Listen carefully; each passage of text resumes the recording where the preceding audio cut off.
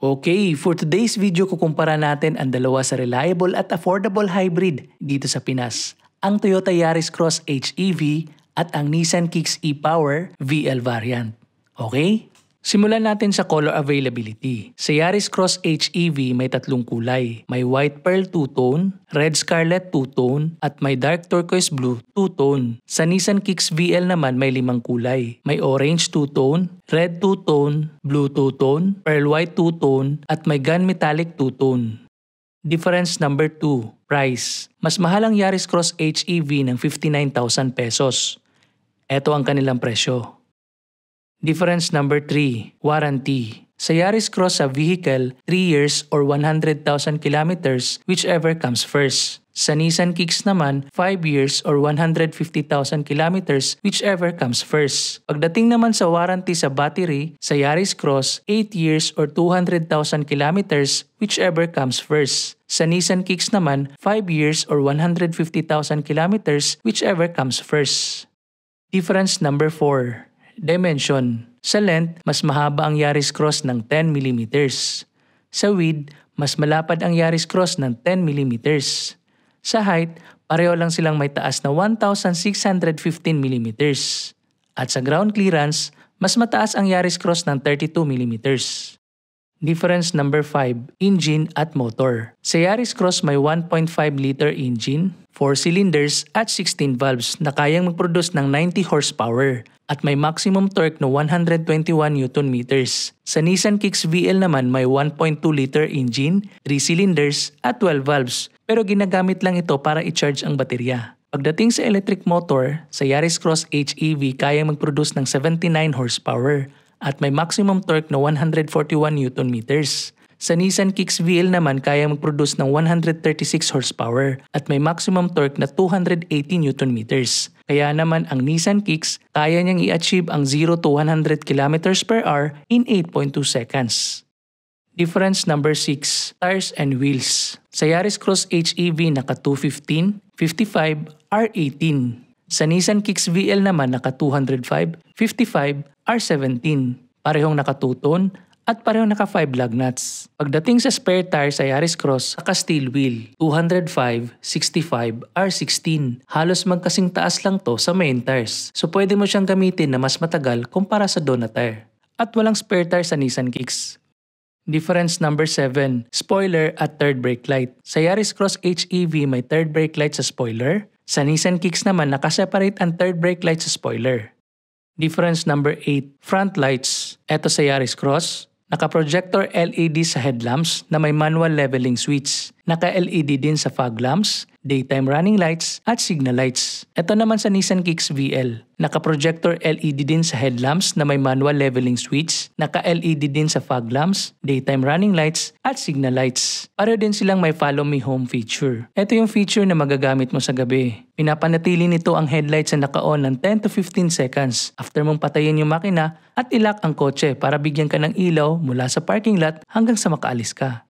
Difference number 9, rear lights. Ito sa Yaris Cross HEV, naka-LED ang brake light, reverse light at signal light. Ito naman sa Nissan Kicks VL, naka-LED din sa brake light, reverse light at signal light at meron din itong reflector. Difference number 10, emblem. Ito sa Yaris Cross HEV, meron sa side at meron din sa likod.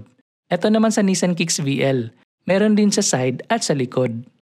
Difference number 11, bumper. Sa front, ito sa Yaris Cross HEV, naka-black na may silver accent. Ito naman sa Nissan Kicks VL, naka-black na may silver accent din.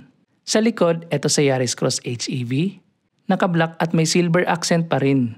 Ito naman sa Nissan Kicks VL, naka-black at body color combination. Difference number 12, remote key. Ito sa Yaris Cross HEV, may switch para sa back door.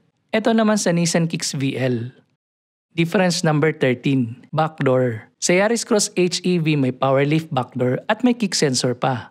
Sa Nissan Kicks naman, manual lift lang meron. Difference number 14, panoramic roof. Sa Yaris Cross may glass panoramic roof na hindi available sa Nissan Kicks.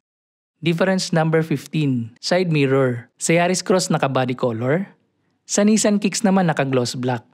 At pareho naman silang may power adjust, power fold at may auto fold. Difference number 16, welcoming lamp or paddle lamp. Ito yung feature na kusang magtuturnon ang ilaw sa ilalim ng side mirrors kapag lalapit ka ng sasakyan na may daladalang susi. Meron ito sa Yaris Cross HEV pero wala sa Nissan Kicks. Kung nagustuhan mo tong video na to, please like and subscribe naman po sa akin channel. Difference number 17, seat feature. Ang Yaris Cross at Nissan Kicks ay parehong may 5-seat capacity. Pagdating sa seat adjustment sa Yaris Cross, 8-way power adjust sa driver side, 4-way manual adjust sa passenger side, at sa rear seat, 60/40 fold. Sa Nissan Kicks naman naka 6-way manual adjust sa driver side, 4-way manual adjust sa passenger side, at sa rear seat, 60/40 fold. Pagdating sa seat material sa Yaris Cross naka synthetic leather. Sa Nissan Kicks naman, naka genuine leather. Difference number 18, armrest or center console. Sa Yaris Cross may armrest sa front at sa likod. Sa Nissan Kicks naman may armrest sa front lang. Difference number 19, overhead lamps. Sa Yaris Cross naka-LED sa overhead lamp at sa trunk lamp. Sa Nissan Kicks naman naka-halogen lang sa overhead lamp at sa trunk lamp. Difference number 20, interior ambient light. Sa Yaris Cross may multicolor ambient light na pwede mong iselect yung kulay na gusto mo. At wala naman ito sa Nissan Kicks. Difference number 21, meter cluster. Ito sa Yaris Cross, may 7-inch multi-display. Ito naman sa Nissan Kicks, may analog na speedometer at may multi-display din para makita mo yung charging info ng baterya. Difference number 22, infotainment. Ito sa Yaris Cross HEV, may floating 10-inch touchscreen display, may altitude info, inclinometer, voltmeter, compass, wireless Apple CarPlay at wireless Android Auto. Ito naman sa Nissan Kicks, integrated sa dashboard ang 8-inch infotainment. May Apple CarPlay at Android Auto pero hindi wireless ang connection. Difference number 23, shifter. Ito sa Yaris Cross HEV, standard shifter. Walang manual option pero meron namang braking mode. Ito naman sa Nissan Kicks, electronic shifter. Wala ding manual option pero meron namang braking mode. Pagdating sa drive modes, ang Yaris Cross at Nissan Kicks ay parehong may Eco, Normal, Power Mode at EV mode. Difference number 24, air conditioning system. Ang Yaris Cross at Nissan Kicks ay parehong may digital single zone auto climate AC. Pagdating sa defogger sa Yaris Cross, meron lang rear defogger. Sa Nissan Kicks, may front at rear defogger. Pagdating naman sa rear AC vent sa Yaris Cross, may AC vent sa likod at wala namang rear AC vent sa Nissan Kicks. Difference number 25, camera. Ang Yaris Cross HEV at Nissan Kicks ay parehong may 360 camera. Pero ang Yaris Cross may built-in dash camera na wala sa Nissan Kicks. Difference number 26, sensors or parking aids. Sa Yaris Cross HEV may 2 sa front at 2 rin sa likod. Sa Nissan Kicks naman may 4 lang sa likod. Difference number 27, phone charging. Sa Yaris Cross HEV may cable charging at wireless charging. Sa Nissan Kicks naman, cable charging lang meron. Difference number 28, bottle and cup holders. Sa bottle holders sa Yaris Cross, may 4 sa front at may 2 sa likod. Sa Nissan Kicks naman may 2 sa front at may 2 din sa likod. Sa cup holders naman sa Yaris Cross, may 2 sa front armrest at may 2 din sa rear armrest. Sa Nissan Kicks naman, may 2 lang sa front center.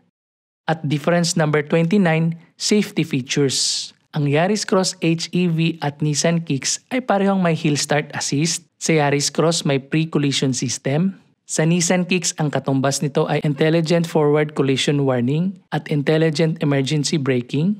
Pareho silang may driver attention alert. Pero sa Yaris Cross HEV may blind spot monitoring, rear cross traffic alert, automatic high beam, lane departure warning at lane assist na wala sa Nissan Kicks. Pero sa Nissan Kicks, may e-pedal feature. Ito yung feature na kung saan ang driver pwede niyang paandarin at i-slow down ang sasakyan gamit lamang ang accelerator pedal. At dahil sa feature na to, magkakaroon ng regenerative braking at mapapabilis ang pagcha-charge ng battery. At dahil din sa feature na to, mababawasan na rin ang pag-apak mo sa brake dahil kusa na nga itong babagal kapag binitawan mo ang accelerator pedal.